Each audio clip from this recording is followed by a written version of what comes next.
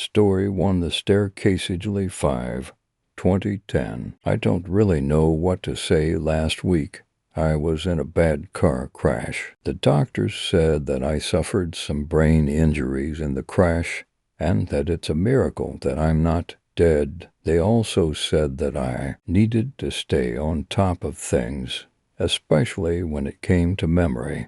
I guess I'm supposed to be writing in a diary for 2 months, the whole months. I'm a man.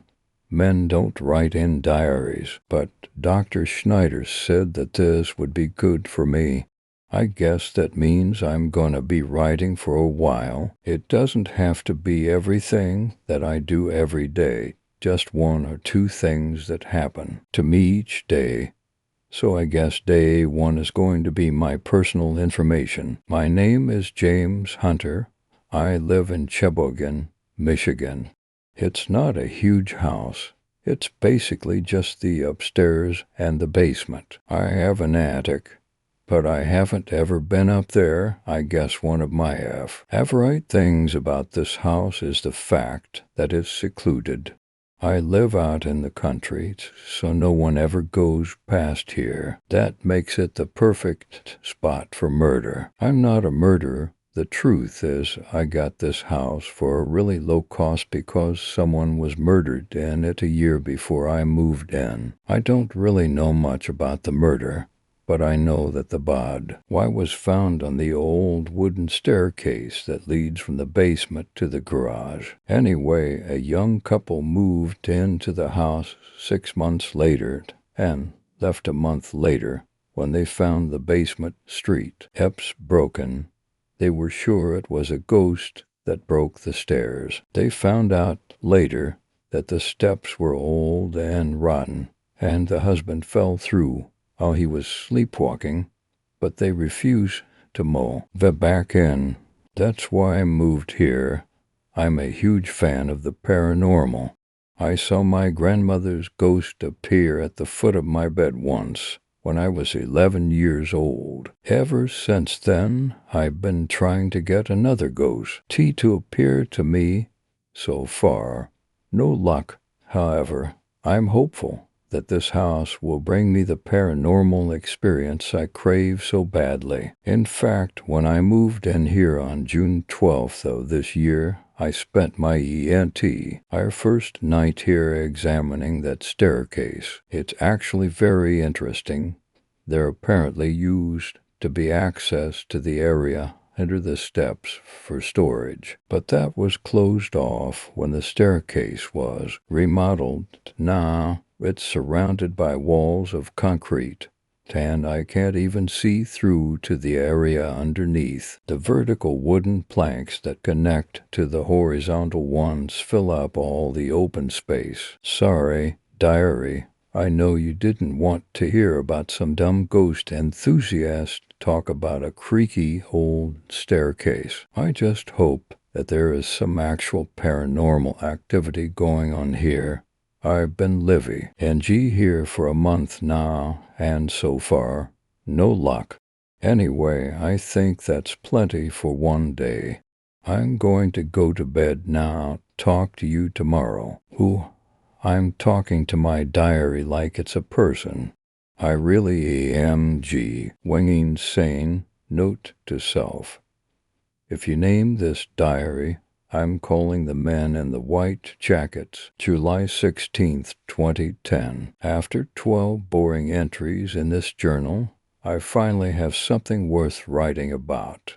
Something happened to me last night, something extraordinary. I was lying in bed, trying to fall asleep when I hear something coming from the basement beneath my room.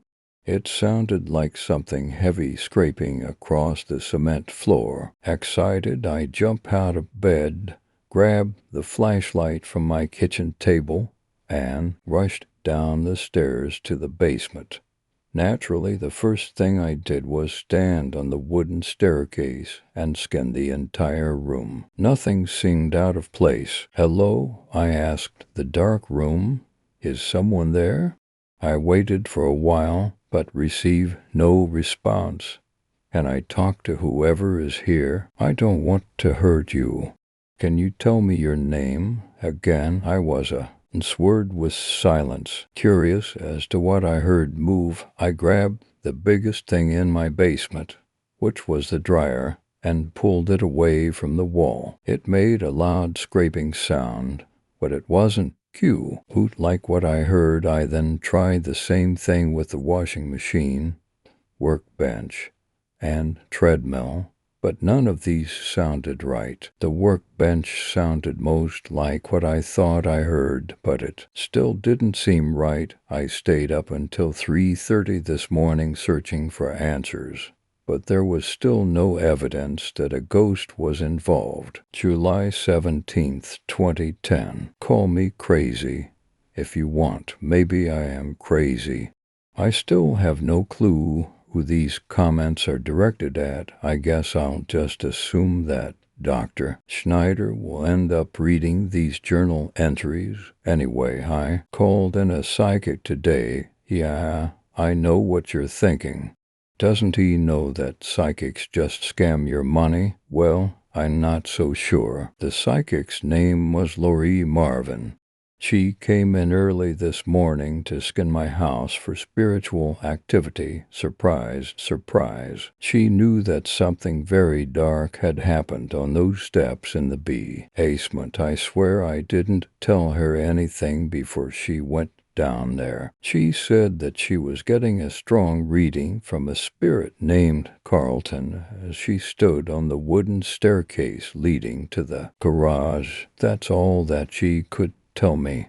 I asked if he meant me any harm, but she told me that she didn't know. Still, Carlton is something to go on. After Miss Marvin left, I decided that it was time for me to hit the internet and see if anyone named Carlton has died recently in Chebogan. As it turns out, Carlton Mulla was the name of the man who was murdered by Tyler Frank, his business partner, on those wooden stairs last year. Who's a fraud now, July 23rd, 2010. I know.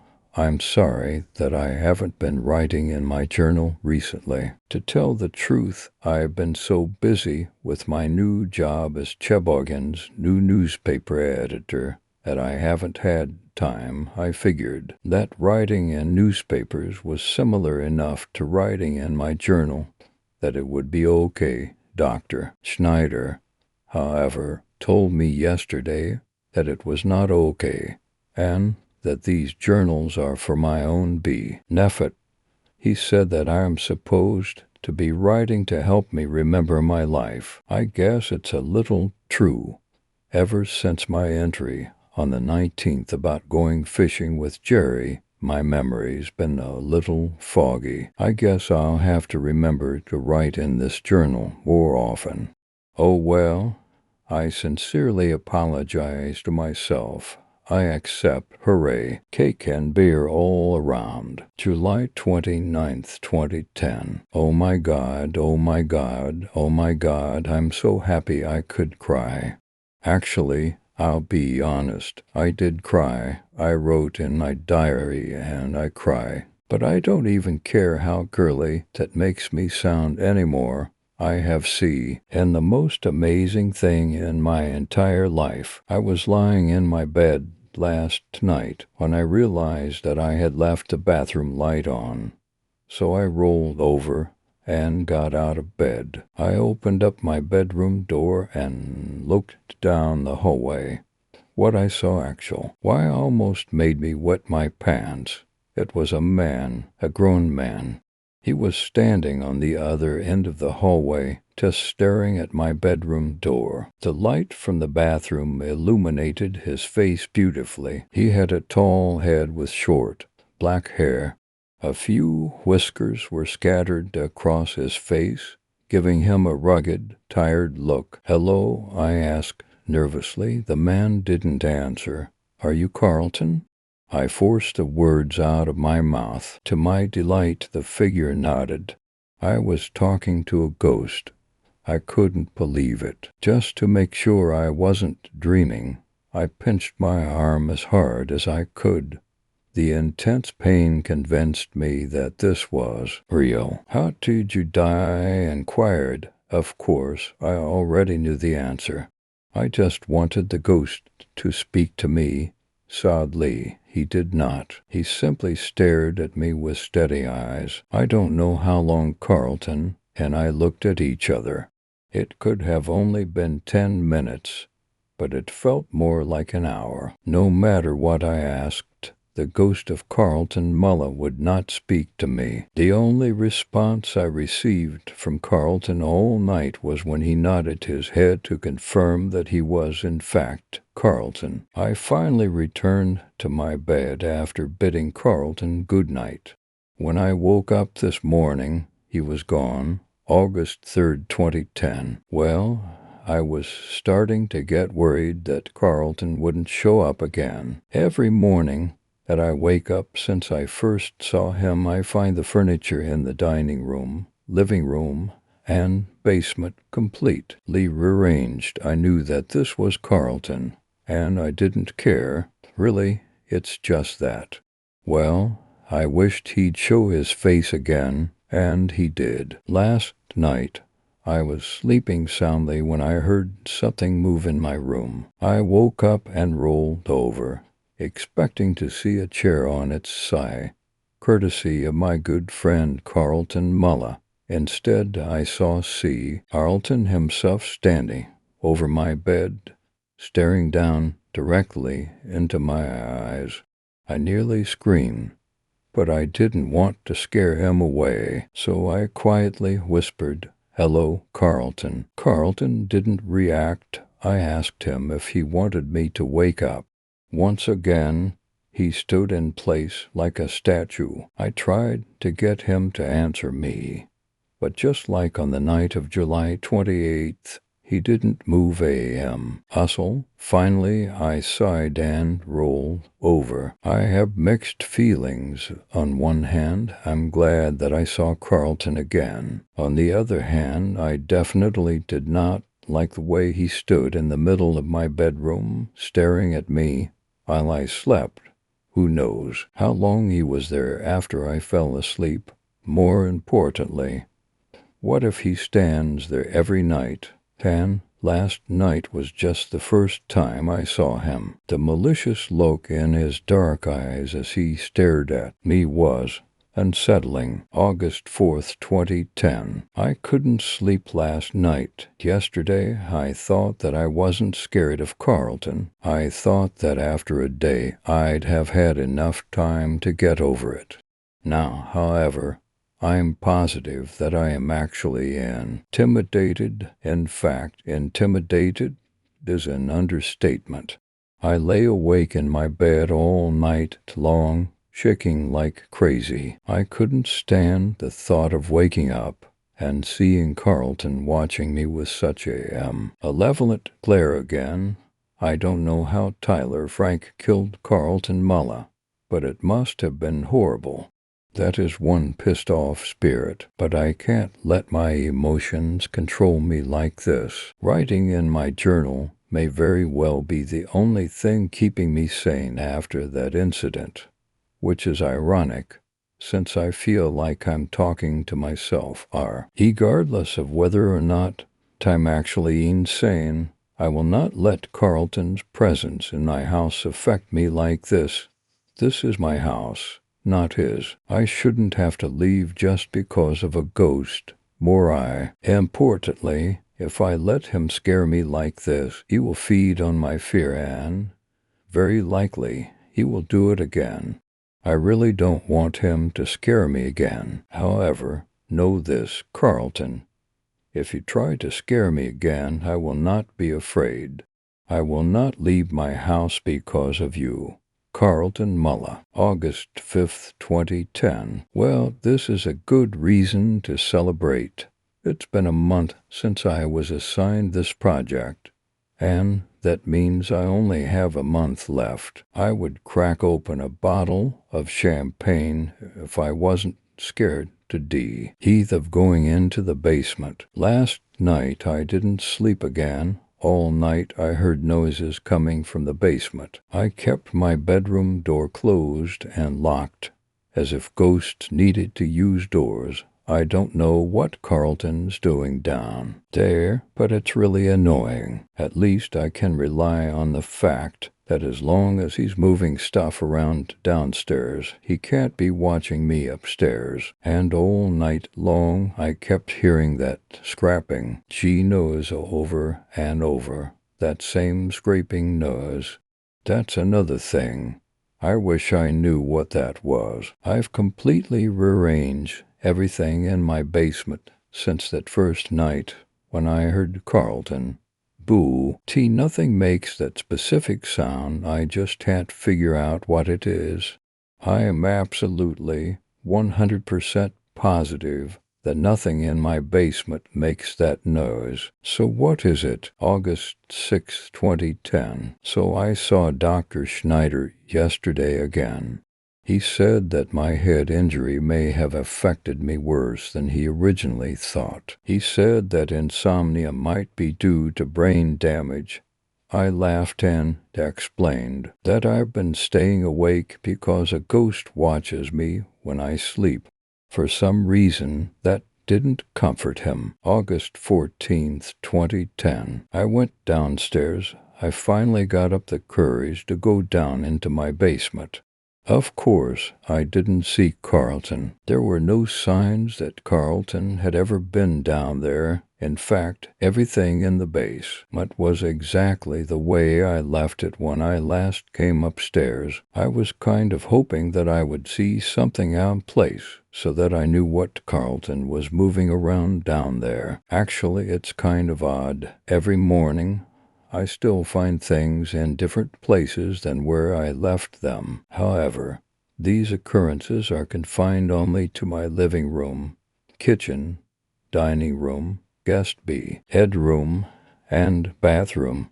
The basement and my bedroom remain untouched.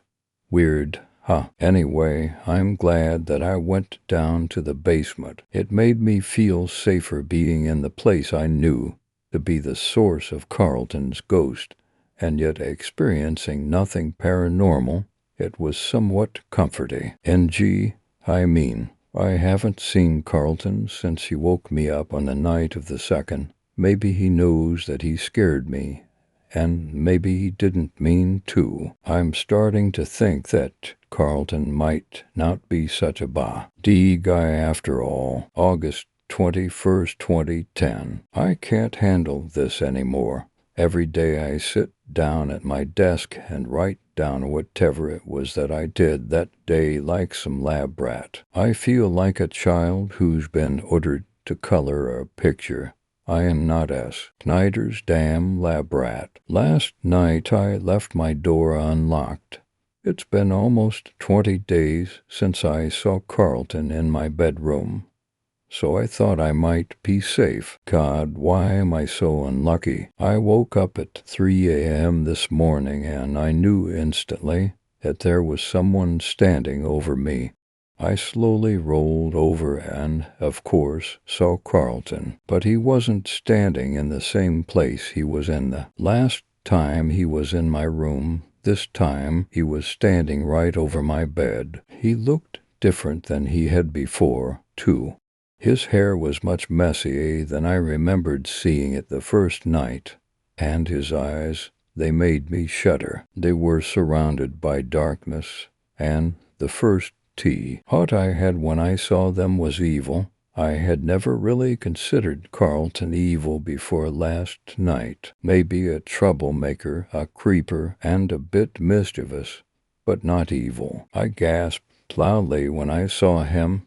His reaction didn't change, as usual. Carlton, I nearly shouted, remembering to keep my emotional distress to a minimum.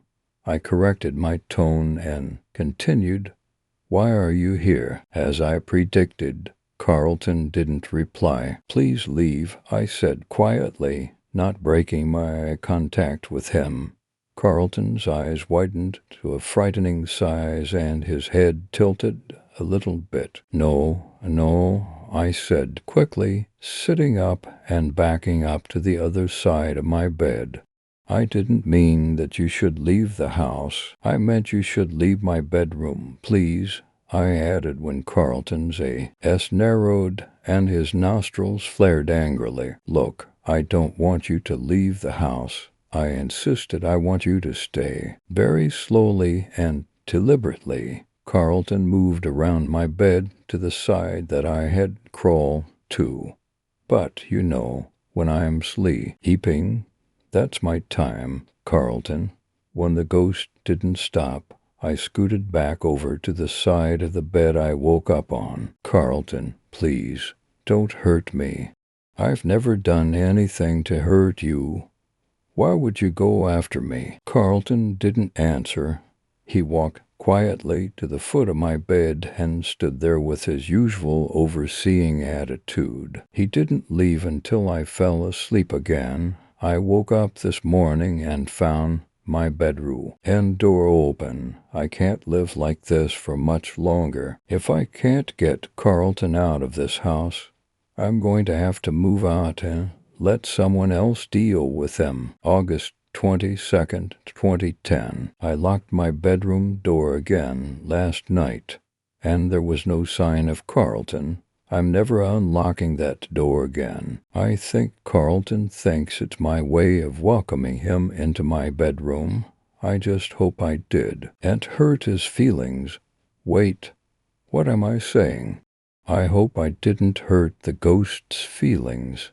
That's ridiculous. He came into my home, moved all my stuff, scared me to death, and I'm saying that I hope I didn't hurt his feelings. Forget that. I hope he went home to his ghost mama, cried ghost tears, ate a whole gallon of ghost ice cream, and ended up losing his ghost leg to ghost diabetes. I don't care what Carlton wants anymore. I want Carlton gone. It's really too bad that he's a ghost, because if he wasn't, I'd wish he was dead. Then again, I think both Carlton and I would be happier if he was still alive. August 28th, 2010. The exterminator came over today to spray his bug-killing stuff like he has every month since I moved in here. While he was here, he decided to make my life even more miserable by telling me I have a termite problem. Why the hell not? I mean, everything else in my life has gone wrong. My house is termites. My life is being tormented by an evil poltergeist. I may or may not have permanent brain damage, and I am probably going insane because of all of this crap put together. I want to die. At least then I'd be able to make someone else's life as horrifying as Carlton has made mine. But wait, I need to get my house fumigated. No, I'm not an idiot. I know that fumigating my house won't kill a ghost. However, it will give me a good reason to move out for a day or two. I'll sleep better than I have in my entire life if I can be sure that I won't wake up with the ghost of Carlton Mullis standing over me. August 29th, 2010. Ah, sweet relief. I decided to move into my hotel room a little prematurely, and I couldn't be happier. The instant I stepped into my room, I thought this feels more like home than home does. How hot that. But I only have a few days of this. My house is getting fumigated tomorrow, and the bug man said that I should be able to move back in on Tuesday, August 31st. But you know what? I might decide to stay. Why here a little longer? It's nice being able to sleep. September 1st, 2010. Today was the most disturbing day of my life. Yes, it was even more disturbing than when Carlton tried to attack me. I moved back into my house yesterday and slept in my bed. Of course, I locked my bedroom door. I thought that would keep Carlton out. I woke up at 3 o'clock again this morning.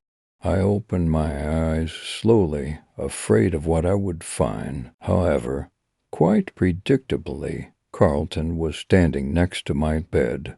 I sat up quickly. "Carlton, please stay away from me," I begged. But I realized quickly that Carlton wasn't looking at me. He had been looking down at the floor with a sad expression on his face. "What?" I asked, completely bewildered. When I said this, his head jerked up and his eyes pointed directly into mine. They seemed different tonight, though. They were much less hateful. After a moment, Carlton gestured for me to stand up. "You want me to stand?" I asked, without answering me. Carlton turned and walked straight through my locked door. I got up quickly and rushed to the door. Unlocking it, I pulled it open hastily and Carlton standing just on the other side, staring at me as if he could see through the door. I jumped, but prevented myself from screaming. Carlton turned around and walked down the hallway to the staircase. It was strange to watch him walk. His feet almost didn't touch the floor, as if he was walking through a pool of neck-high water. Sking up on his urgency, I followed him through the hallway and down the stairs. When Carlton stepped into the basement, I grew wary about following him any further. I had heard some stories that ghosts gained power when they were in the places they were killed. What if he wanted to kill me? My curiosity outweighed my caution, and I entered my basement with no hesitation. Carlton walked straight through the basement to the wooden staircase on which he was killed. He stopped right next to it and gestured for me to stand at the base of the first step. I did. Carlton pointed to the third and fourth steps and then gestured toward the ceiling.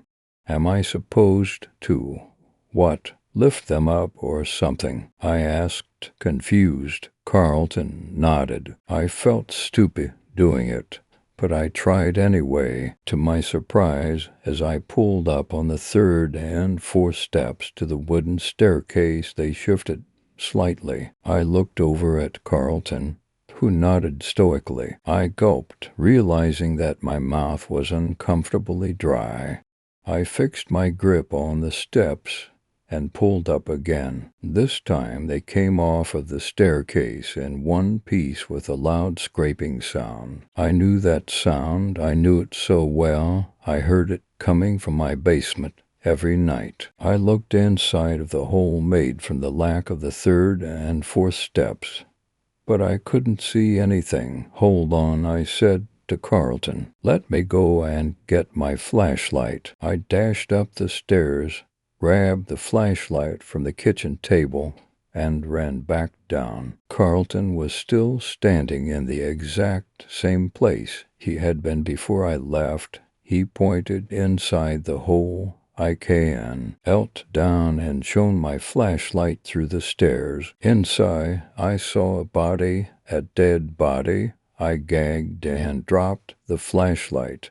It fell to the floor, where it flickered and resumed its regular glow. Forcing myself to control my reflexes, I picked up the flashlight and aimed it at the body. It was a man's body, and I saw the face clearly. I felt like my entire body was paralyzed. I knew that face. I called the police immediately, and they were there within 15 minutes. They investigated my entire house from top to bottom. They even searched the attic. The sergeant, Dale Turner, asked me to give him a statement, so I told him exactly what happened. I woke up at 3 o'clock, and there was a ghost at the end of my bed. I said I didn't care if I sounded crazy. He led me down the stairs and into the basement, where he showed me how to lift up these saints. So I did, and I found his body. "You found whose body?" Sergeant Turner asked. "The, ghost's." "Yes, it was the body of Carlton Muller," I told him. I think his spirit's been trying to communicate with me for a while. I've been seeing his ghost around my house for the past month now." "Did you say month?" the sergeant inquired. "Yeah, I first saw him on July 29th. Ever since then, he kept showing up." "Mr. Hunter," Sergeant Turner said quietly, "this man that you found, we've been looking for him for about 2 months now, but he's only been dead for a couple of days." Story to trial and error. School camp. This is one of the things I enjoy most about being a teacher. Each term at Hamilton College, the students are taken to a different camping location that enables them to bring the content of their studies to life. For this particular camp, the other teachers and I organized to take the students to Lake Eildon, where together with spectacular nature views, an ancient building had been uncovered by archaeologists over 70 years ago. I'm a bit of a history nerd, so I took the lead in organizing the location and the activities for this camp. The year 10 students were all focusing on ancient temples where sacrifices were considered holy rituals. Now this particular temple is said to be at least 1,000 years old. Built and maintained by a Jewish community, sacrifices included animals, not humans, on record anyway.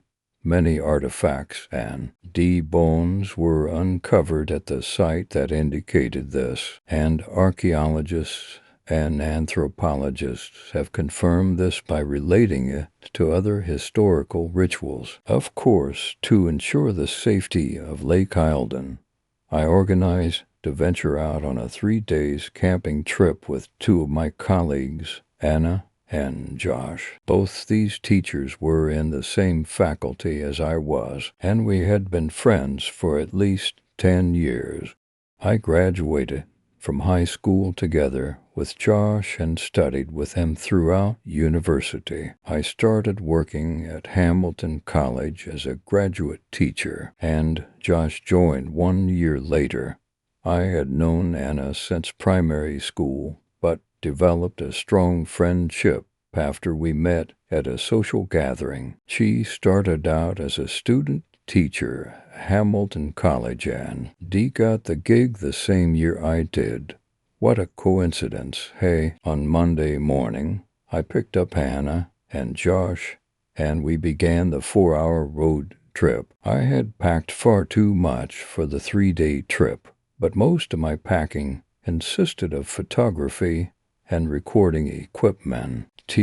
I wanted to do a little digging. Clearly, I always felt that I should have been an archaeologist because of the curiosity that drove me to find new things. Even as a kid, I always found myself lost in the forest during family BBQs or examining the significance of artifacts at the State Museum.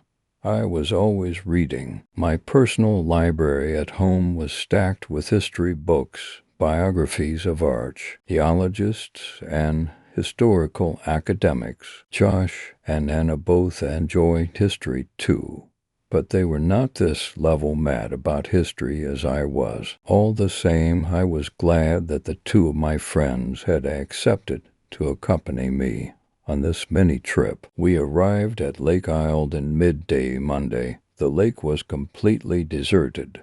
It was at least an hour drive to the nearest town. This aspect of the destination of the camp worried many of the teachers at the school, but after a long battle of convincing, the school decided that with a company of more than 8 teachers during the camp were present, it would be completely safe. The views were spectacular. The lake, with water of foggy blue, was completely still, and the mist of the morning was resting on the surface of the water. The hills of the premises were opposite to where we were setting up camp, and was nothing short of pure greenery. Our side of the lake, the Eildon Woods, was a little darker than the bright side of the hills. The musk of fog stooped the tops of the trees and caused a chilly climate on the ground. We set up our tents and lighting and decided to start a small fire to get ourselves warmed up. Because of the tall gradient of the hills across the lake, the setting of the sun seemed to come sooner on our side in the woods. This didn't seem to bother me, considering we would have an endless supply of lighting for our stay. The darkness wouldn't have been a problem. I didn't realize how creepy this side of the lake could get, said Jake while adding some more branches he had collected earlier to the blazing fire. It's not so bad, Jake. Toughen up. Become one with nature.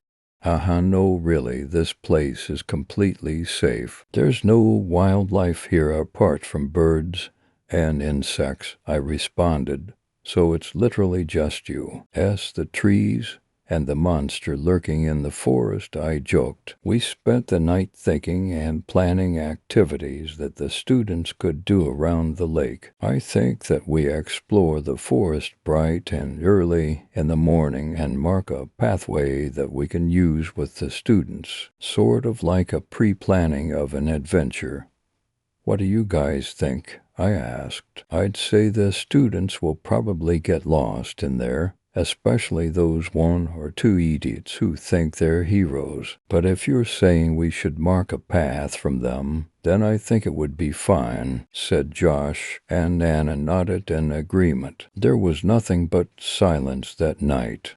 We all slept in our own tents and were circled around the still burning fire. Anna was sound asleep, but Josh was up.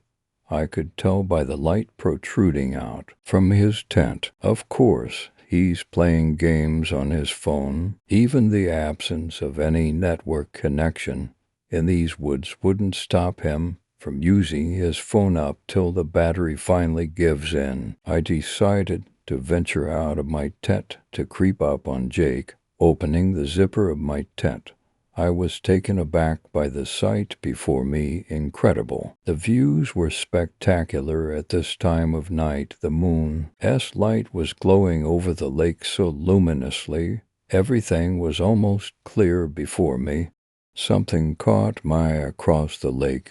What was that? At first I thought it was a tree.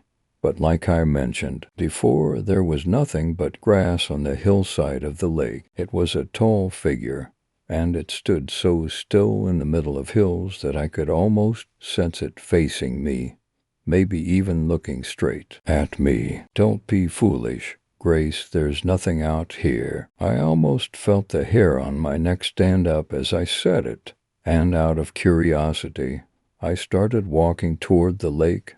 I stood on the edge of the water and continued to peer across to the other side, but whatever it was that stood there had gone. I glanced down to my reflection in the water, and I noticed the terrified expression on my face. Why did I feel so scared? I must be delusional, I thought to myself. I turned around slowly and walked back to the camp. The light in Josh's tent was gone now. He must have fallen asleep. About time. I crawled back into my tent. I glanced over at my watch and noticed the time. Had it really been 2 hours since I walked out of my tent? It was just 10 minutes. I could have sworn it. I felt the strangeness overwhelm me, and I fell asleep thinking about the silhouette I had seen across the lake. 5:45 a.m. Okay, guys, up we get. We've got a lot of exploring to do today, I said as I started banging my torch against the pan I found on the floor. Silence. Were these guys seriously sleeping through the snow? I walked over to Josh's tent and unzipped the entry.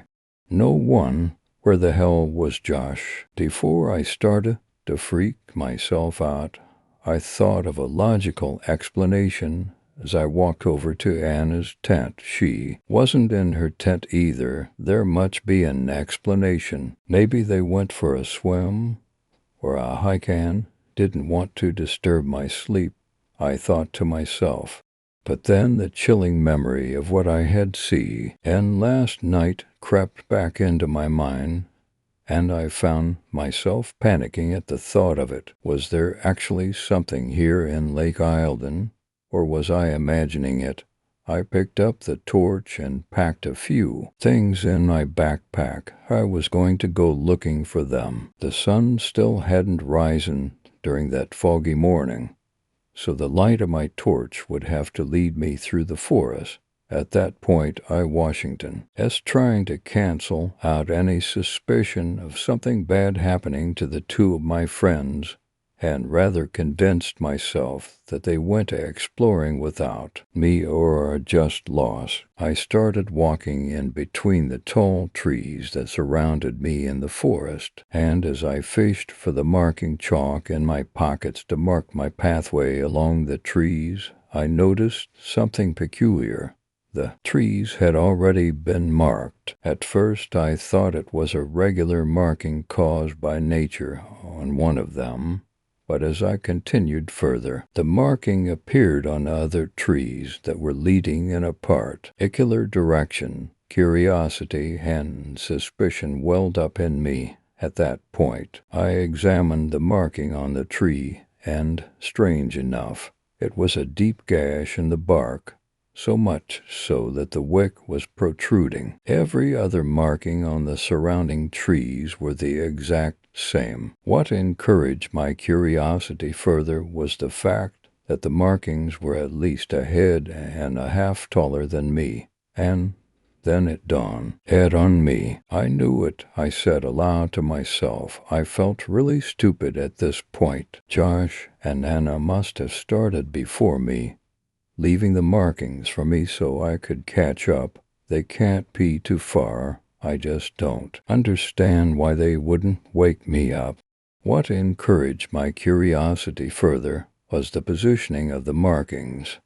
How did the guys reach so high? Anyway, I guess I'll find out when I catch up with T.M., I told myself.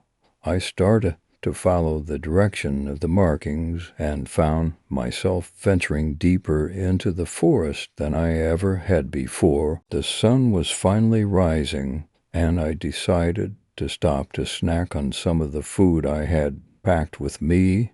It's always good to plan ahead. I had been hiking for an hour now, and still not sight of them. It made sense to me.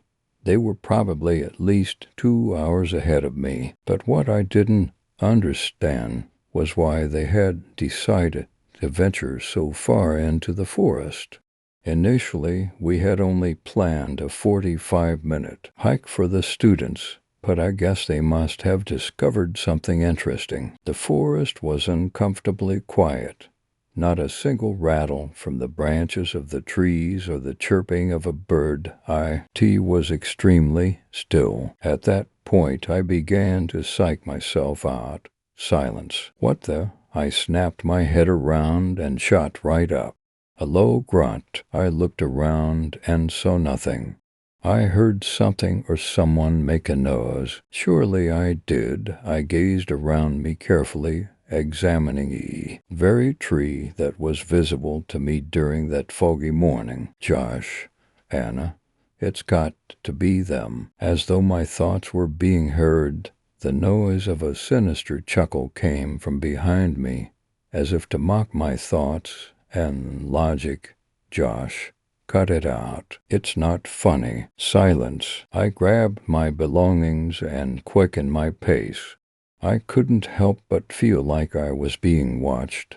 From behind every tree to the bushes on my path. I didn't hear anything after that. Maybe I was just freaking myself out. Either way, I took precaution and held my heavy torch firmly in my hand as my defense mechanism. I finally came to a halt. Right in front of me was a cave with an entry so dark you couldn't see into it at all. I looked for any other markings, but coincidentally the final marking was carved into the tree standing right beside the cave. This has to be a joke, I thought to myself. Why would Josh and Anna decide to go into the cave? I started to turn back the way I came, convincing myself that waiting for them back at the campsite would be the better option. As I turned around, I spotted something wedged into the branches beside the cave, a piece of rope. What could that be doing here so deep into the forest? This little piece of evidence proved my fear and worrying to be that of logical nature. They must have gone in there. What if something happened to them down there? They could have fallen into a glitch or made their way through a passage that they couldn't find their way out of. Each of these possibilities seemed logical to me, and right at that point, I started to worrying about my two friends. How do we even call an ambulance? See out here, if the final mark ended here, it must mean that they ventured into the cave. The fact that they have been gone for so long must have meant that something happened. I needed to go inside. I took a few unnecessary things out of my backpack and noticed something out of the ordinary. Slightly to the left of the cave was a large, flat stone.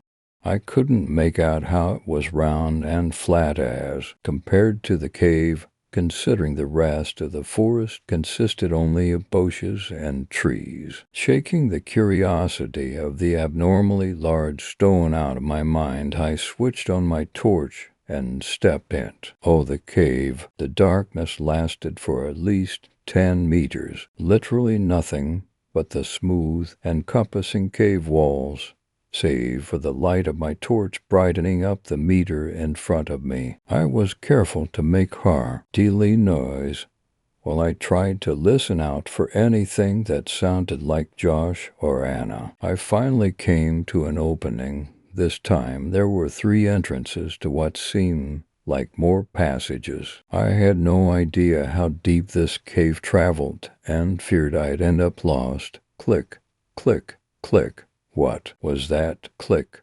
click, click. The sound was coming from the 3rd entrance, extremely faint but audible. I decided to follow the sound in hopes that it would lead me to my friends. It must, I though. To myself. This passage was a little different to the first.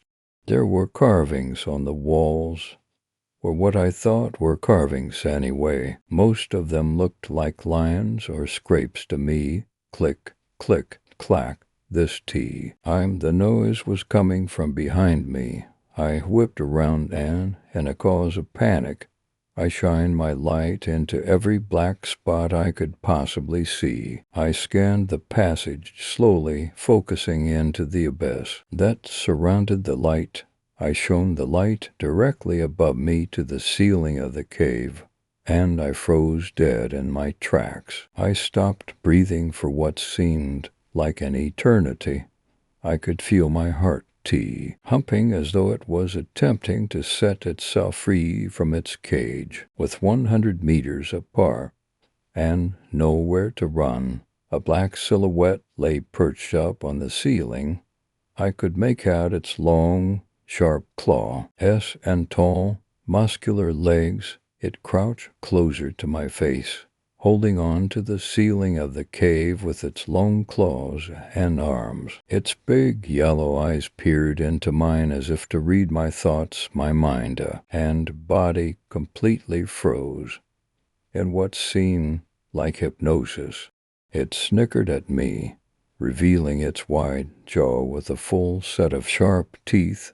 I couldn't move. It continued to smile at me, letting out a low, sinister rumble of laughter.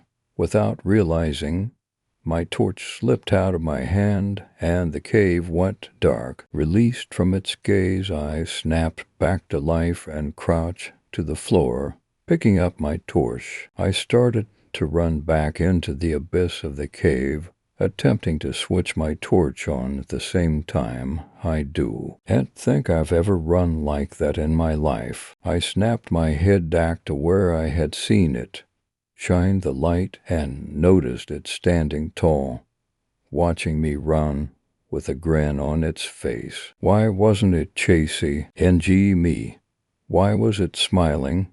It lowered its head, and its smile deepened. I looked straight ahead and ran toward the light that was protruding from the end of the passage. I stepped into the light without wondering about the source.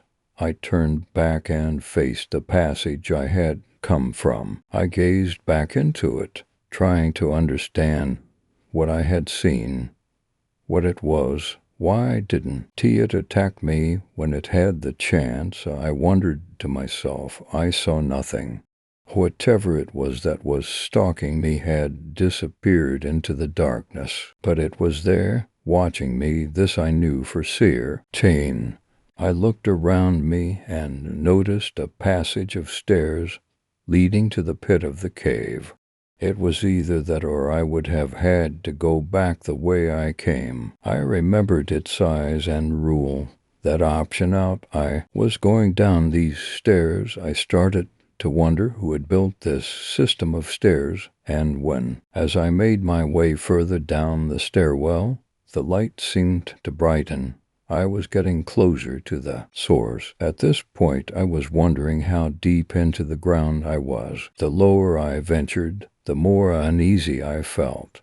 I could still see the entrance back into the dark passage in which I had come from. I kept my eyes focused on the darkened circle in an attempt to identify the entity that seemed to be stalking me. All I wanted to do was to find my friends and get the hell out of there. Josh, Anna, I knew that wouldn't work, and if anything, I had attracted more of the attention to myself than I had before. Shit, I gasped as I reached the bottom of the cave. I was astounded by what I had seen. Perched up on a higher platform than the ground were stone structures, circling what seemed like the altar. In the center of the altar were four stone structures, which looked as though they were built for the purpose of laying something flat on them. I was confused at this point and didn't understand what I was looking at. I turned my head to the right side of the room. Hanging from the walls to the right side of the altar were four corpses. The flesh had been completely dried off of them, and all that was left were their perfectly composed bone structures. These corpses were 300 years old at the least. It finally came to me. How did I not realize this earlier? The temple, I had found it, or was I led to it? Then it dawned on me I had been lured into this cave like a fish is lured to the bait. I started to piece everything together, all the while losing focus of my surroundings. The silhouette I had seen across the lake the first night, the eyes in the forest, the markings on the trees, and the chuckles that stalked me all the way to the cave. It all made sense now. I had been marked that night, and whatever this thing was knew my weakness, and I followed its plan so precisely that it snickered at my stupidity when it gazed into my face in the darkness. At that point, I knew for certain that Josh and Anna were not here. I had to get back to the camp to warn them. Bang! I snapped out of my thoughts and turned to the source of the sound. There it was, crouching low on the ground, as though it was readying itself to finally consume its prey. It stared into my eyes and opened its jaws to send me a message. It lifted its finger and pointed at me with its long claw. I was frozen. Should I just let this thing consume me? It must be hungry, I thought. 300 years, and I'm the first idiot who stumbled into its well-thought-out trap. It must have tried this more than once. I stumbled back, and as I did, it laughed at me. As I hit the ground, I picked up something that felt solid and heavy. At that point, my hunter had leapt forward in an attempt of catching me. With my full force, I grabbed what I now found to be a long metal rod and swung it so fast and so hard until I felt the conic tying to this thing's head, tan just like that. It wailed and stumbled back into the darkness from which it came. With full speed I ran up the stairs I had come down from. Without my torch to guide me, I leapt into the darkness of the passage that would lead me directly to the mouth of the cave. That's when I hearted. My hunter had regained its strength and was stalking me. I could hear its grunts, at least 10 meters away. It wasn't going to let me go without a chase. Judging by the noise it was making, this thing was at least 10 meters behind me. I reached the entrance of the cave, swirled around to look into the darkness, and I could make out the entity's fierce yellow eyes glowing in the dark. The low okay of hatred and thirst were portrayed in its piercing glare. I looked around me in search of a weapon I could use as protection. The round stone. I used all of my strength at that moment to wheel THIS stone from the floor. With what seemed like my last bit of strength, I laid the big rock flat against the entrance, blocking the light from glaring into the darkness of the cave. Click. That was odd. The stone seemed to click right into place. I could hear my hunter wailing angrily from inside the cave, attempting to smash down the blockage. I was now certain that unless moved from the outside, the entrance to the cave was barred from inside. I picked up a smaller stone off the floor and began to carve into the stone barrier. "Do not open," I wrote in big, clear letters. I had to leave a warning for the next person that may fatally stumble upon this cave. As I picked up everything I had initially taken out of my bag, I listened to the abnormal silence from the cave. Whatever this thing was had stopped wailing, and for some reason I felt its presence hushed up against the flat stone. It seemed to be listening to me, to what I was doing. Then it chuckled, that same sinister chuckle I had heard in the forest. I made a break for it. I ran straight through the forest for what seemed like hours. At least it was light outside, I thought to myself. If that thing found a way out of there, it would be the end for me. No one would hear my cries in these woods. I somehow lost my bearings and found myself surrounded by unmarked trees. "Shit," I said aloud. I stumbled further into the forest without paying any attention to the markings on the trees, and now I had lost them. I needed to get back to the camp as soon as I could. I was certain that Josh and Anna were waiting for me. It was me who fell prey to the stalker of the Eildon forest. It took me a few hours to get back to the campsite. Everything was just how I had left it, save for one thing. There was a note attached to the zipper of my tent. I recognized the handwriting straight away, and my stomach churned in pain and discomfort with the feeling of fear. I opened the note, and it read, "Grace, we have no idea where the fuck you are or when you disappeared, but Anna noticed some carvings on the trees, and we thought you started off on your adventure without us when we were out gathering some more branches for the fire this morning.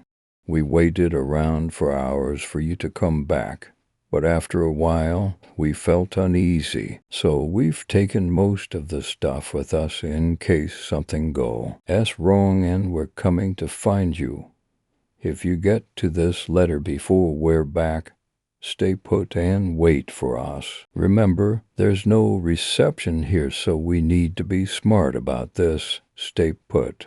If we find you in the forest in the next 3 hours, we're going to make our way back. Josh." Signed, 1:01 p.m. I looked at my watch immediately. 8:40 p.m. It was dark now, and this time I knew where Josh and Anna were. And I knew that this was all a part of the hunter's ingenious plan. He planned to fail the first time I finally understood what the PH raised killing a bird with 2 stones meant. I know he can see me, that he's lurking somewhere in the trees, waiting for me to follow the path that he created to save the friends that I granted him. I approached the darkness of the forest, knowing what I had to do.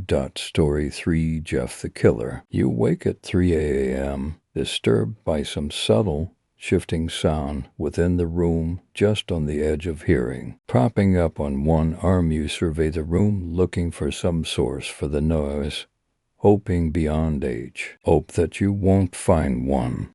At first, your hopes are raised. Everything seems to be silent. Everything seems to be still, but it isn't. From behind the long, concealing drape of the curtain, a voice with flickering serpentine hiss whispers, "Go to sleep." Suddenly, you know what's about to happen and exactly who's waiting to meet you. As recognizable and widely known as he is feared, Jeff the Killer, the eponymous villain of numerous stories littering the internet, is one of the best known and most widely referenced creepypasta actors to have emerged from the shadowy corners of the web over the past few decades. But exactly who or what is this infamous denizen of the darkness? Where did the character come from? How has it evolved? And from which horrific pit of hell or the internet did that haunting image emerge? Firstly, for those unfamiliar with the character Jeff the Killer, the most widely known creepypasta on this character can be found here. The story is usually linked to a version of this image in which the character is shown to be noseless, with bleach-white skin, a leering permanent grin, and lank black hair. For those wanting a quick overview, the story of Jeff Killer goes something like this. At 13 years old, Jeffrey Allen Woods, or Jeff C. Hodick, depending upon who you ask, but more on that, later moves with his parents and brother Lua to a new town.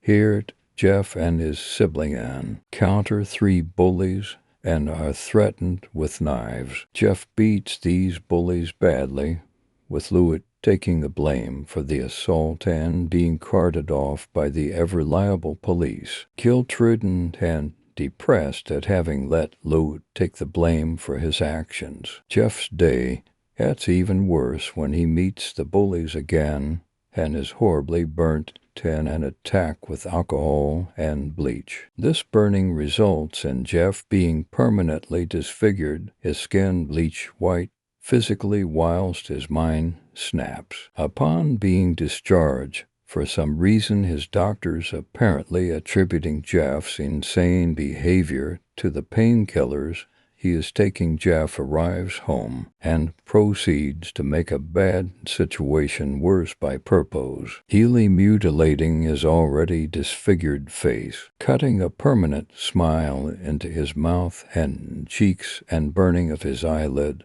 so that he can always see his face. Jeff then goes on to kill both his parents and his brother Louie, meeting him with the instruction, "Go to sleep," before stabbing him and disappearing on a wider and less discriminating killing spree. What it would seem continues to this day. According to the creepypasta explanations, Jeff's fixed grin is due to scarring he inflicted upon himself. His eyes stare widely because he burnt off his own eyelids, and his skin is lily white as a result of having been horribly burnt by bullies with a combination of alcohol and bleach. The photograph that accompanies the many Jeff the Killer stories, and which looks like a cross between Michael Jackson and a demented dolphin, is widely known not only for the many derivative creepypastas using the character, but due to its widespread use in screamer videos alongside Jeff's famous catchphrase, "Go to sleep." However, It seems that the details of exactly how Jeff the Killer ended up with his hideous appearance corresponding as they do to this image were retrofitted, the rationales being written to match the image rather than the other way around. As with many creepypasta characters, there seems to have been an ekphrastic element to Jeff the Killer's creation. What the hell does ekphrastic mean? Well, basically it means based on or inspired by a work of art. Now, whilst most wouldn't look at the image of Jeff the Killer and regard it as art, it is commonly agreed the image upon which the story of Jeff the Killer is based actually predates the words "mackin' G up his story," meaning that the creators began with a creepy image and went from there. The story was written to fit the picture. Therefore, to really get a handle on the origins of Jeff the Killer is first necessary to divide the investigation into two parts. First, we need to look at the origin of the image of Jeff the Killer that accompanied the original story, not to mention the many derivative stories and memes that have evolved from it, and then look at where the story that grew out of the image came from. Interestingly, the original Jeff the Killer image and its origin have developed a mythology all of its own, with various competing theories and bogus explanations being put forward. Let's have a go at unpicking them. The first noted appearance of the famous image is from way back in 2005 on pya.cc, a Japanese message board. The image later appeared in a Japanese YouTube video and NN, a clip identified by some as Scary Film Project, in which names and ages of future victims are listed. The video was uploaded in August of 2007 and features a fleeting glimpse of the Jeff the Killer image, which can be seen on screen at the 4 minutes 11 seconds mark, followed by the words "good night," which may be an early incarnation of or the inspiration for the famous "go to sleep" catchphrase with which Jeff is associated. That this video without a backstory or explanation existed before the story or even the name Jeff the Killer surfaced seems to confirm that it was indeed the image that came first. The associational of the image with the name Jeff the Killer or any related title came in 2008 when a user on the forum Newgrounds uploaded the image using the name Killer Jeff with the somewhat dubious claim that the image was a self-portrait depicting him. Shortly following this first association of the photograph with the name, the first incarnation of anything resembling an actual story for Jeff the Killer and featuring the now famous image was a video uploaded by Cesar on October 3, 2008, with some sources claiming Cesar and the previous Newgrounds uploader Killer Jeff to be the same person. This original video, which notably contained music by Pixies, which may have been the reason that the video was eventually removed, has been claimed by its creator as the original Jeff the Killer origi in story and indeed does predate the more well-known creepypasta version of the tale. Additionally, it is worth noting that Cesar, consequently cited by most sources as Jeff's creator, has been critical of the details given in later incarnations of the story, insisting, presumably in reference to his original conception of the character, that bullies were not involved in the accident that led to Jeff's altered appearance, but rather that he slipped on some soap whilst carrying a sieve he intended to use to clean the drains in his bathroom. Cesar has also pointed out in his version Jeff does not kill his parents and brother, and even has a different real name, Jeff C. Hodik Ra, than Jeff would. The later creepypasta incarnations of Jeff the Killer upon which the above synopsis is based, also have a somewhat convoluted history. Despite being very popular, the original version uploaded in 2011 was derided by many as being weakly told and of low quality, with many insisting that the story did not meet the quality assurance standards of the site. It was eventually moved from creepypasta to a sister site dedicated to badly written creepypastas. However, owing to the popularity of the character, this removal prompted many users to simply re-upload the story in an attempt to placate these fans and to establish a better version. Jeff's story, a competition, was launched in 2015 to create a remake. The winning story, which exists in an uncool, longer version and a shorter version edited to fit the constraints of the competition's word limit, was written by K. Banning Kellum. The version with which most people today are familiar. Excerpt from a local newspaper. Ominous unknown killer is still at large. After weeks of unexplained murders, the ominous unknown killer is still on the rise. After little evidence has been found, a young boy states that he survived one of the killer's attacks and bravely tells his story. I had a bad dream and I woke up in the middle of the night, says the boy. I saw that for some reason the window was open. Even though I remember it being closed before I went to bed, I got up and shut it once more. Afterwards, I simply crawled under my covers and tried to get back to sleep. That's when I had a strange feeling, like someone was watching me. I looked up and nearly jumped out of my bed. There, and the little ray of light illuminating from between my curtains, were a pair of two eyes. These weren't regular eyes. They were dark, ominous eyes. They were bordered in black and just plain out terrified me. That's when I saw his mouth, a long, horrendous smile that made every hair on my body stand up. The figure stood there, watching me, Finn, alive after what seemed like forever. He said it. A simple phrase, but said in a way only a madman could speak. He said, "Go to sleep." I let out a scream. That's what sent him at me. He pulled up a knife, aiming at my heart. He jumped on top of my bed. I fought him back. I kicked. I punched. I rolled around, trying to knock him off me. That's when my dad busted in. The man threw the knife. It went into my dad's shoulder. The man probably would have finished him off if one of the neighbors hadn't alerted police. They drove into the parking lot and ran towards the door. The man turned and ran down the hallway. I heard a smash like glass breaking. As I came out of my room, I saw the window that was pointing towards the back of my house was broken.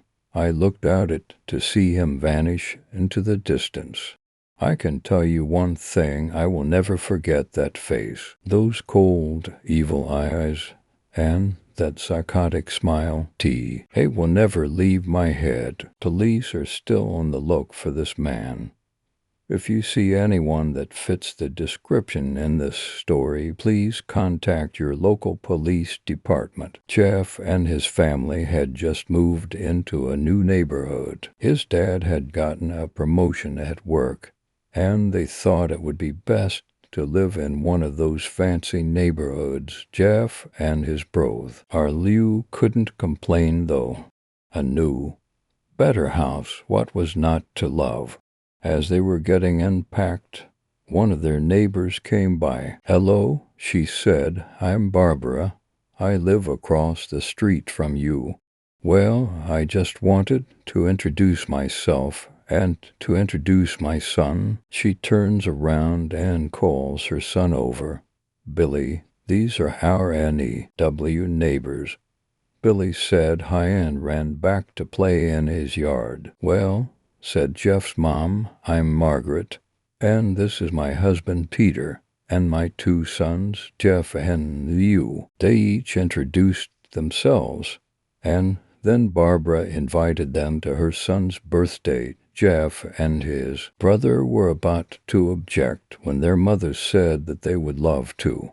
When Jeff and his family were done packing, Jeff went up to his mom. "Mom, why would you invite us to some kid's party?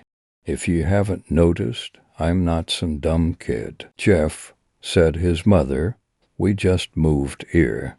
We should show that we want to spend time with our neighbors. Now we're going to that party, and that's final." Jeff started to talk, but stopped himself, knowing that he couldn't do anything. Whenever his mom said something, it was final.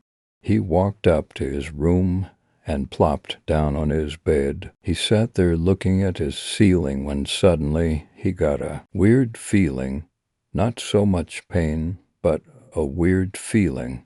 He dismissed it as just some random feeling. He heard his mother call him down to get his stuff, and he walked down to get it. The next day, Jeff walked downstairs to get breakfast and got ready for school. As he sat there, eating his breakfast, he once again got that feeling. This time it was stronger. It gave him a slight ugging pain, but he once again dismissed it. As he and Liu finished breakfast, they walked down to the bus stop. They sat there waiting for the bus, and then, all of a sudden, some kid on a skateboard jumped over them, only inches above their laps. They both jumped back in surprise. "Hey, what the hell?" The kid landed and turned back to them. He kicked his skateboard up and caught it with his hands. The kid seems to be about 12, 1 year younger than Jeff. He wears an Aeropostale shirt and ripped blue jeans. Well, it looks like we got some new meat." Suddenly, two other kids appeared. One was super skinny, and the other was huge. "Well, since you're new here, I'd like to introduce ourselves. Oh, for there is Keith." Jeff and Liu looked over to the skinny kid. He had a dopey face that you would expect a sidekick to have, and he's Troy. They looked over at the fat kid. Talk about a tub of lard. This kid looked like he hadn't exercised since he was crawling. "And I," said the first kid, "am Randy. Now, for all the kids in this neighborhood, there is a small price for bus fare, if you catch my drift." Liu stood up, ready to punch the lights out of the kid's eyes when one of his friends pulled a knife on him. TSK, I had hoped you would be more cooperative, but it seems we must do this the hard way." The kid walked up to Liu and took his wallet out of his pocket. Jeff got that feeling again. Now it was truly strong, a burning sensation.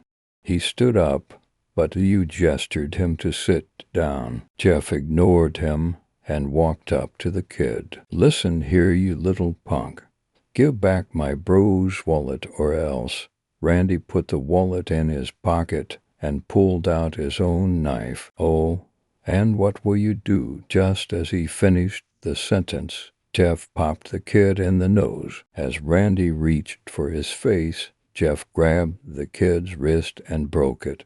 Randy screamed, and Jeff grabbed the knife from his hand. Troy and Keith rushed Jeff, but Jeff was too quick.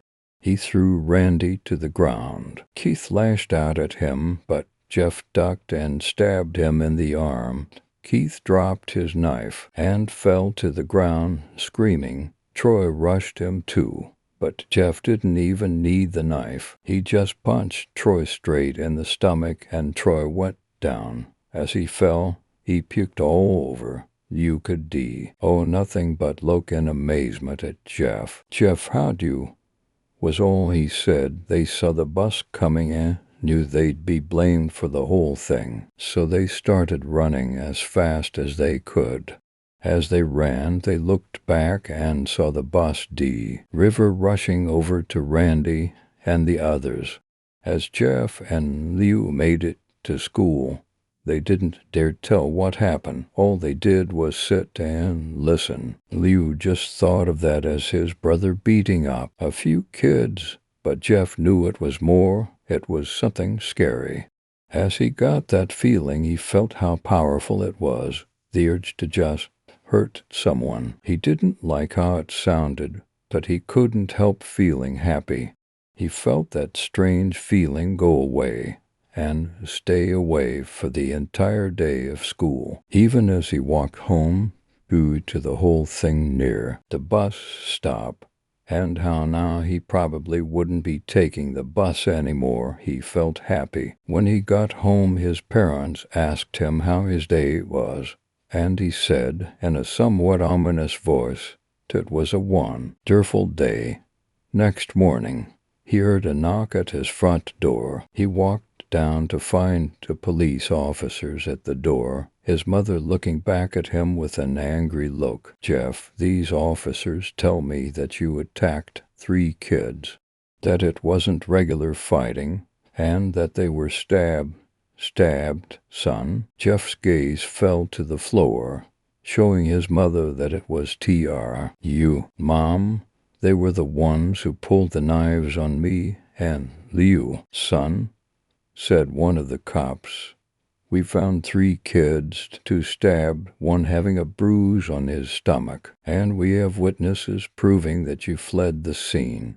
Now, what does that tell us?" Jeff knew at Washington, it's no use. He could say him and Liu had been attacked, but then there was no proof it was not them who attacked first. They couldn't say that they weren't fleeing, because truth be told, they were. So J.F. couldn't defend himself or Liu. "Son, call down your brother." Jeff couldn't do it since it was he who beat up all the kids. "Sir, it was me. I was the one who beat up the kids. Liu tried to hold me back, but he couldn't stop me." The cop looked at his partner, and they both nodded. "Well, kid, looks like a year in juvie." "Wait," says Liu. They all looked up to see him holding a knife. The officers pulled their guns and locked them on Liu. "It was me. I beat up those little punks. Have the marks to prove it." He lifted up his sleeves to reveal cuts and bruises as if he was in a struggle. "Son, just put the knife down," said the officer. Liu held up the knife and dropped it to the ground. He put his hands up and walked over to the cops. "No, Liu, it was me. I did it." Jeff had tears running down his face. Poor bro. Trying to take the blame for what I did. Well, take me away." The police led Liu out to the patrol car. "Liu, tell them it was me. Tell them I was the one who beat up those kids." Jeff's mother put her hands on his shoulders. "Jeff, please, you don't have to lie. We know it's Liu. You can stop."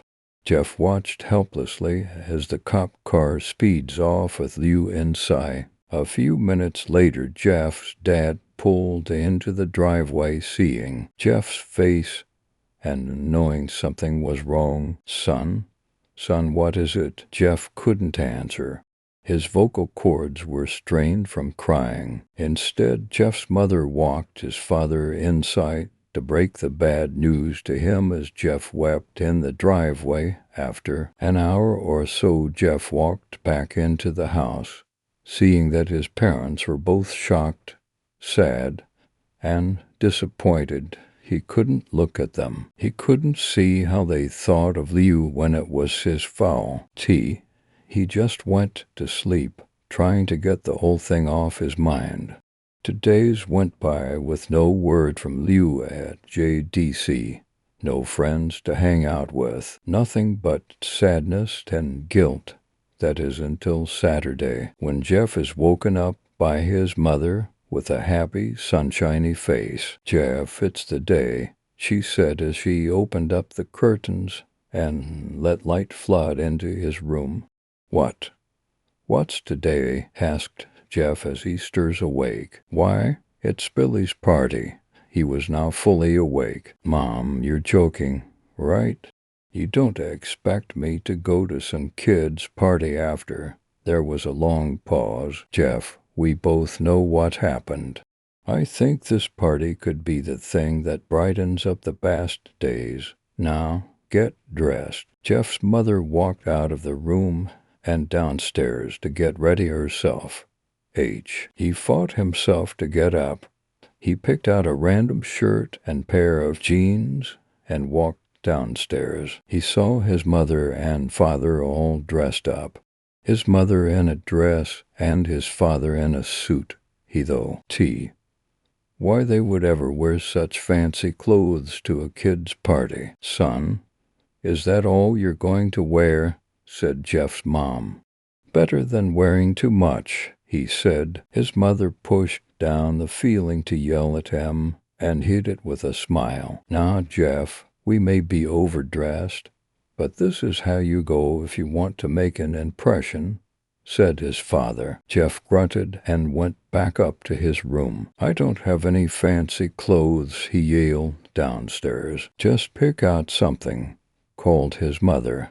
He looked around in his closet for what he would call fancy. He found a pair of black dress pants he had for special occasions and an undershirt. He couldn't find a shirt to go with it, though. He looked around and found only striped and patterned shirts, none of which go with dress pants. Finally, he found a white hoodie and put it on. You're wearing that, they both said. His mother looked at her watch. Oh, no time to change. Let's just go, she said as she herded Jeff and his father out the door. They crossed the street over to Barbara and Billy's house. They knocked on the door, and it appeared that Barbara, just like his parents, way overdressed. As they walked inside, all Jeff could see were adults, no kids. The kids are out in the yard. Jeff, how about you go and meet some of them, said Barbara. Jeff walked outside to a yard full of kids. They were running around in weird cowboy costumes and shooting each other with plastic guns. He might as well be standing in a Toys R Us. Suddenly a kid came. He up to him and handed him a toy gun and hat. Hey, wanna play? He said. No, kid. I'm way too old for this stuff. The kid looked at him with that weird puppy dog face. Please, said the kid. Fine, said Jeff. He put on the hat and started to pretend shoot at the kids. At first, he thought it was totally ridiculous, but then he started to actually have fun. It might not have been super cool, but it was the first time he had done something that took his mind off of Liu. So he played with the kids for a while until he heard a weird rolling nose. Then hit him. Randy, Troy, and Keith all jumped over the fence on their skateboards.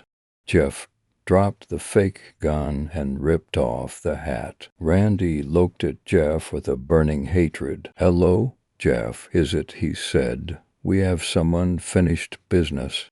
Jeff saw his bruised nose. I think we're even. I beat the crap out of you, and you get my brother set to JDC. Randy got an angry look in his eyes. Oh no, I don't go for even, I go for winning. You may have kicked our asses that one day, but not today. As he said that, Randy rushed at Jeff. They both fell to the ground. Randy punched Jeff in the nose, and Jeff grabbed him by the ears and headbutted him. Jeff pushed Randy off of him, and both rose to their feet. Kids were screaming and parents were running out of the house. Troy and Keith both pulled guns out of their pockets. No one interrupts or guts will fly, they said. Randy pulled a knife on Jeff and stabbed it into his shoulder. Jeff screamed and fell to his knees. Randy started kicking him in the face. After 3 kicks, Jeff grabs his foot and twists it, causing Randy to fall to the ground. Jeff stood up and walked towards T. He backed door. Troy grabbed him. Needs some help. He picks Jeff up by the back of the collar and throws him through the patio door. As Jeff tries to stand, he is kicked down to the ground. Randy repeatedly starts kicking Jeff until he starts to cough up blood. "Come on, Jeff. Fight me." He picks Jeff up and throws him into the kitchen. Randy sees a bottle of vodka on the counter and smashes the glass over Jeff's head. Fight. He throws Jeff back into the living room. "Come on, Jeff. Look at me." Jeff glances up, his face riddled with blood. "I was the one who got your brother sent to JDC, and now you're just gonna sit here and let him rot in there for a whole year. You should be ashamed." Jeff starts to get up. "Oh, finally, you stand and fight." Jeff is now to his feet, blood and vodka on his face. Once again, he gets that strange feeling, the one in which he hasn't felt for a while. Finally, he's up, says Randy as he runs at Jeff. That's when it happens. Something inside Jeff snaps. His psyche is destroyed. All rational thinking is gone. All he can do is kill. He grabs Randy and pile drives him to the ground. He gets on top of him and punches him straight in the heart. The punch causes Randy's heart to stop as Randy gasps for breath. Jeff hammers down on him. Punch after punch, blood gush from Randy's body until he takes one final breath and dies. Everyone is looking at Jeff now, the parents, the crying kids, even Troy and Keith, although they easily break from their gaze and point their guns at Jeff. Jeff sees the guns trained on him and runs for the stairs. As he runs, Troy and Keith let out fire on him, each shot missing. Jeff runs up the stairs. He hears Troy and Keith follow up behind. As they let out their final rounds of bullets, Jeff ducks into the bathroom. He grabs the towel rack and rips it off the wall. Troy and Keith race in, knives ready. Troy swings his knife at Jeff, who backs away and bangs the towel rack into Troy's face. Troy goes down hard, and now all that's left is Keith. He is more agile than Troy, though, and ducks when Jeff S.W. ings the towel rack. He dropped the knife and grabbed Jeff by the neck. He pushed him into the wall. A thing of bleach fell down on top of him from the top shelf. It burnt both of them, and they both started to scream. Jeff wiped his eyes as best as he could. He pulled back the towel rack and swung it straight into Keith's head. As he lay there, bleeding to death, he let out an ominous smile. "What's so funny?" asked Jeff. Keith pulled out a lighter and switched it on. "What's funny," he said, "is that you're covered in bleach and alcohol." Jeff's eyes widened as Keith threw the lighter at him. As soon as the flame made contact with him, the flames ignited the alcohol and the vodka. While the alcohol burned him, the bleach bleached his skin. Jeff let out a terrible screech as he caught on fire. He tried to roll out the fire, but it was no use. The alcohol had made him a walking inferno. He ran down the hall and fell down the stairs. Everybody started screaming as they saw Jeff, now men on fire, drop to the ground, nearly dead. The last thing Jeff saw was his mother and the other parents trying to extinguish the flame. That's when he passed out. When Jeff woke, he had a cast wrapped around his face. He couldn't see anything, but he felt a cast on his shoulder and stitches all over his body. He tried to stand up, but he realized that there was some tube in his arm, and when he tried to get up, it fell out and the nurse rushed in. "I don't think you can get out of bed just yet," she said as she put him back in his bed and reinserted the tube. Jeff sat there with no vision, no idea of what his surroundings were. Finally, after hours, he heard his mother. "Honey, are you okay?" she asked.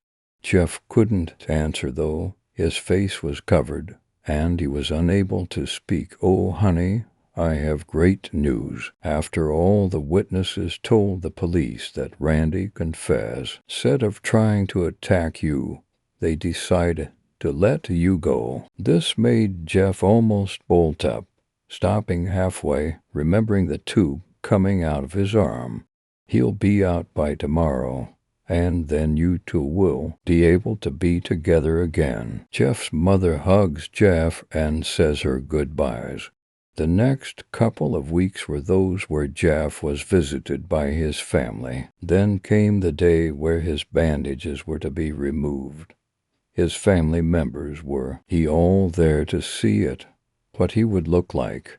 As the doctors unwrapped the bandages from Jeff's face, everyone was on the edge of their seats. They waited until the last bandage holding the cover over his face was almost removed. "Let's hope for the best," said the doctor. He quickly pulls the cloth, letting the rest fall from Jeff's face. Jeff's mother screams at the sight of his face. Liu and Jeff's dad stare awestruck at his face. What happened to my face?" Jeff said. He rushed out of bed and ran to the bathroom. He looked in the mirror and saw the cause of the distress. His face, it's horrible. His lips were burnt too, a deep shade of red. His face was turned into a pure white color, and his hair singed from brown to black. He slowly put his hand to his face. It had a sort of leathery feel to it now. He looked back at his family, then back at the mirror. "Jeff," said Liu, "it's not that bad." "Not that bad," said Jeff. "It's perfect." His family was equally surprised. Jeff started laughing uncontrollably. His parents noticed that his left eye and hand were twitching. "Jeff, are you okay?" "Okay. I've never felt more happy." "Ha, ha, ha. Ha, ha, ha, look at me. This face goes perfectly with me." He couldn't stop laughing. He stroked his face, feeling it, looking at it in the mirror. What caused this? Well, you may recall that when Jeff was fighting Randy, something in his mind, his sanity, snapped. Now he was left as a crazy killing machine. That is, his parents didn't know. "Doctor," said Jeff's mom, "is my son all right? In the head?" "Oh, yes, this behavior is typical for patients that have taken very large amounts of painkillers. If his behavior doesn't change in a few weeks, bring him back here, and we'll give him a psychological test." "Oh, thank you, doctor." Jeff's mother went over to Jeff. "Jeff, sweetie, it's time to go." Jeff looks away from the mirror, his face still formed into a crazy smile. "Came mommy. Ha, ha, ha." His mother took him by the shoulder and took him to get his clothes. "This is what came in," said the lady at the desk. Jeff's mom looked down to see the black dress pants and white hoodie her son wore. Now they were clean of blood and now stitched together. Jeff Small. Her led him to his room and made him put his clothes on. Then they left, not knowing that this was their final day of life. Later that night, Jeff's mother woke to a sound coming from the bathroom. It sounded as if someone was crying. She slowly walked over to see what it was. When she looked into the bathroom, she saw a horrendous sight. Jeff had taken a knife and carved a smile into his cheeks. "Jeff, what are you doing?" asked his mother. Jeff looked over to his mother. "I couldn't keep smiling, Mommy. It hurt after a while." Now I can smile forever. Jeff's mother noticed his eyes ringed and black. Jeff, your eyes, his eyes were seemingly never closing. I couldn't see my face. I got tired and my eyes started to close. I burned out the eyelid so I could forever see myself, my new face. Jeff's mother slowly started to back away, seeing that her son was going insane. What's wrong, Mommy? Aren't I beautiful? Yes, son, she said. Yes, you are. Hell, let me go get Daddy so he can see your face. She ran into the room and shook Jeff's dad from his sleep. Honey, get the gun, She stopped as she saw Jeff in the doorway, holding a knife. Mommy, you lie. That's the last thing they hear as Jeff rushes them with the knife, cutting both of them. His brother Liu woke up, startled by some noise. He didn't hear anything else, so he just shut his eyes and tried to go back to sleep. As he was on the border of slumber, he got the strangest feeling that someone was watching him. He looked up before Jeff's hand covered his mouth. He slowly raised the knife, ready to plunge it into Liu. Liu thrashed here and there, trying to escape Jeff's grip. Jeff said, just go to sleep. Remember to check out the Jeff the Killer reboot of this creepypasta classic. Whilst the above explains the backstory of the creepypasta tale itself, the question remains, where did the image come from in the first place? Here is where fact and fiction began to blur with even T. He photographs origins being obscured by half-truths and myth. For some time it was believed the photograph was a Photoshop manipulated image of a girl identified as Katie Robinson. The story went that this young girl, who was considered by some internet trolls to be overweight, was eventually driven to suicide by online bullies. Her image was then photoshopped and used as the basis for the most widely known Jeff the Killer image. It's a tragic story which, though it exists entirely separately from the Jeff the Killer creepypasta, lends Jeff's image of the bleached skin, wide-eyed, smiler, an even more sinister aspect and a legitimate reason to find the image unnerving, depicting as it did not only a deceased girl, but a victim of the same species of bullying that the fictional character endures. Unfortunately, this story also turns out to be nonsense. The Katie Robinson story and the entire idea that the Jeff the Killer image used a photograph of a deceased girl as its basis has been debunked. The girl featured in the photograph alleged to belong to the unfortunate Ms. Robinson is actually a girl named Heather White, who has confirmed that the images alleged have been manipulated have nothing to do with the famous image of Jeff the Killer. Another theory that has gained traction in recent years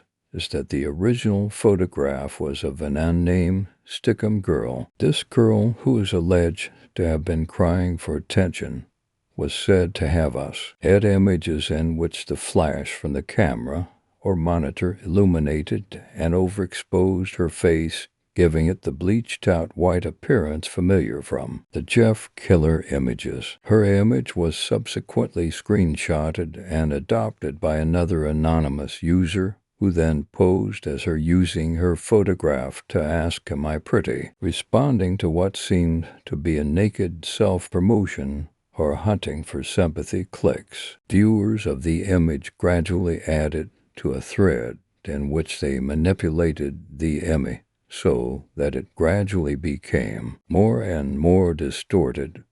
These photoshopped images are believed by some to have evolved into the original Jeff the Killer photographs. Well, that's one theory at least, and currently the one that seems to be given the most credence. Other theories as to the image's origin or that the root image is in fact simply a manipulated photograph of Jeff the Killer's original poster. Susser wearing a latex mask.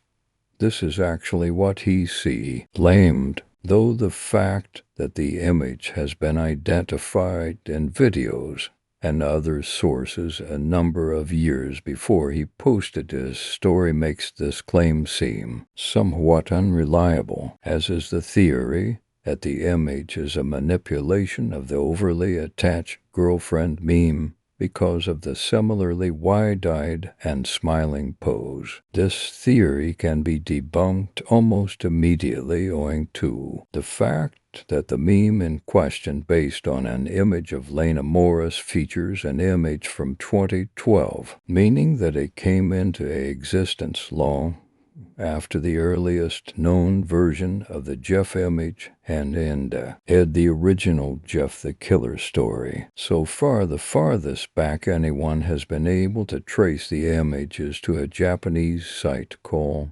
CC, where two versions of the image were found.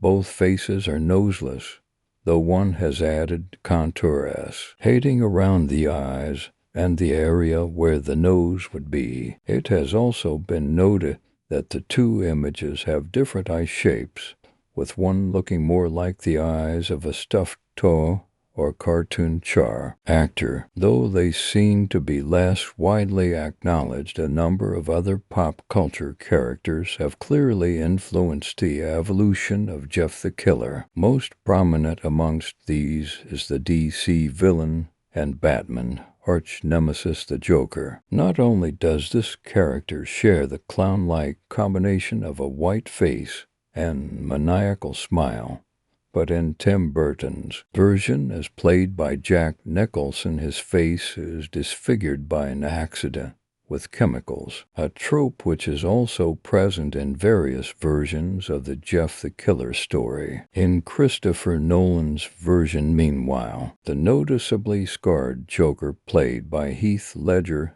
is thought to have deliberately mutilated his own face in order to create the fixed grin, telling various conflicting stories throughout the film as to how he was scarred in the first place.